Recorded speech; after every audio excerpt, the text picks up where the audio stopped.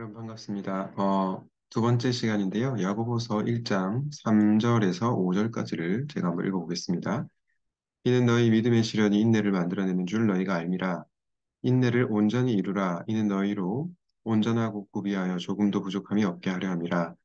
너희 중에 누구든지 지혜가 부족하거든 모든 사람에게 후히 주시고 꾸짖지 아니하신 하나님께 구하라. 그리하면 주시리라. 아멘. 우리는 어제 말씀을 통해서 야고보가 성도들에게 너희가 여러 가지 시험을 만나거든 온전히 기쁘게 여기라. 우리의 변화를, 우리의 성장을 기대하시는 예수님의 모습을 살펴보았습니다.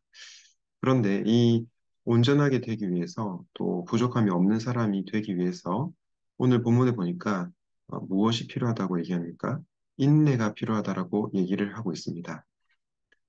여러분, 우리가 인내라고 하면은 여러분들 어떤 생각이 드십니까? 인내하면 마치 우리가 억지로 참고 또 용 쓰는 것처럼 느껴지기 마련입니다. 되게 참기 싫은데 또 억지로 하게 되는 또 겨우겨우 버티게 되는 그런 것들을 인내라고 생각을 하는 경향이 있습니다.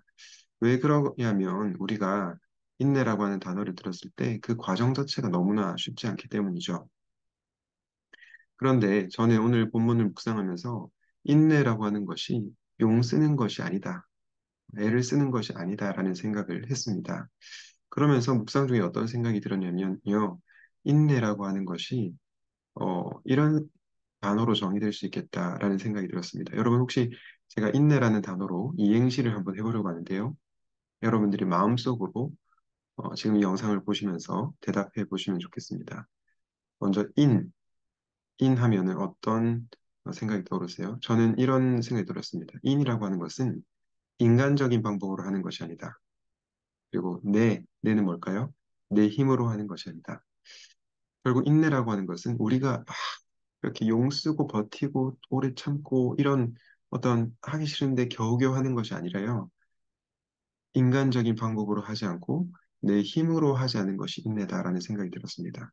왜 그런 줄 아십니까? 오늘 5절에 그 답이 있습니다. 5절 말씀 보시죠. 너희 중에 누구든지 지혜가 부족하거든 모든 사람에게 후히 주시고 꾸짖지 아니하신 하나님께 구하라. 그리하면 어떻게 하신다고요? 주시리라 라고 얘기하고 있습니다. 야고보 사도는 지혜가 부족하거든 어, 누구에게 구하라고 합니까? 하나님께 구하라고 합니다. 그런데 그 하나님은 어떤 분이시냐? 먼저 첫 번째는 모든 사람에게 구해 주시는 분, 즉 하나님은 차별이 없이 가난하거나 부하거나 병이 들었거나 건강하거나 사회적 지위가 높거나 낮거나 그런 것과 상관없이 누구든지 하나님께 구하면 주시는 선하신 분이시다라는 말씀을 하고 있습니다. 또한 후히 주신다라고 하는데요. 후히 주신다는 것은 두 마음으로 마음이 갈라져서 주시는 것이 아니라 전심으로 주시겠다는 그런 말씀입니다. 또 마지막으로 그분은 꾸짖지 아니하시는 분이시고 또 우리가 구할 때 주시는 분이시다. 반드시 응답하시는 분이시다라고 얘기하고 있습니다. 이런 관점에서 우리가 인내를 생각해 보면 좋겠습니다. 인내라고 하는 것은요, 그냥 내 힘으로 버티는 것이 아니라 내가 하나님께 구할 때 후히 주시고 꾸짖지 않으시고 반드시 응답하시는 그 하나님으로 인하여서 하나님이 주시는 힘과 지혜로 인하여서 내가 현실의 삶에서 버티고 견딜 수 있는 것.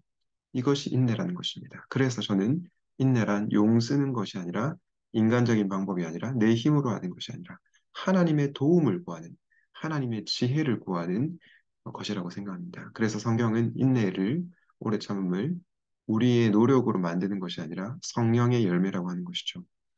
바라기는 여러분들이 인간적인 방법으로 내 힘으로 하지 말고 모든 사람에게 후히 주시고 꾸짖지 아니하시는 하나님께 기도함으로 하나님께서 주시는 지혜와 힘과 능력으로 현실의 삶 가운데 버티고 또 인내하게 되시기를 주님의 이름으로 축복합니다.